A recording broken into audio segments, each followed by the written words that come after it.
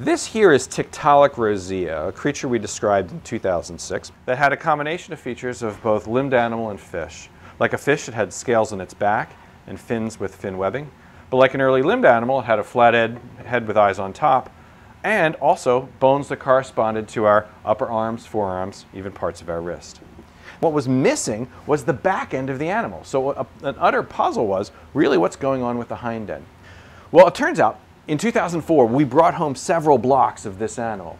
And of this particular specimen here, there was another block in the back that waited to be prepared in the laboratory. It contained the long missing hind end of the animal up into the base of the tail. This block was associated with this specimen here, so this is the hind end of it. And what you have in it are a series of ribs that lead up to the hind fin, and a hind fin itself right here. There you can see the fin webbing right there. We can definitely tell that the hind fin is really huge. So it's not this tiny small appendage which we thought it would be, it's giant. The real surprise was in the pelvis, and this is the pelvic bone here. The pelvic bone is the bone that supports the leg bones at the hip in tetrapods and the hind fin in fish. And what was really surprising was just how large this thing is.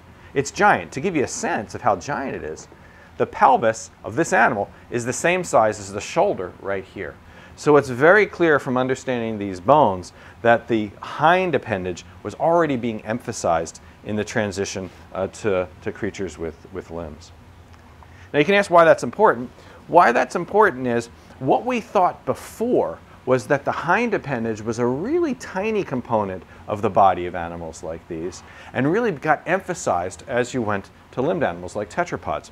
Turns out that the size of the hind appendage is already large in fish and that a good chunk of the transition has already happened in fish before the origin of tetrapods. So all these facts together allowed us to make a new reconstruction for the animal. And so here you have the body. There's the front fins, there's the hind fins. And so we put these in at the size which we're able to infer from the specimen. And look at them, they're really whopping. So this is clearly a fin that's playing a role in moving this animal about, in supporting it in water and maybe even on land. What we like to think is that this fin is capable of walking underwater on the bottom and also serving as a large paddle to propel the animal.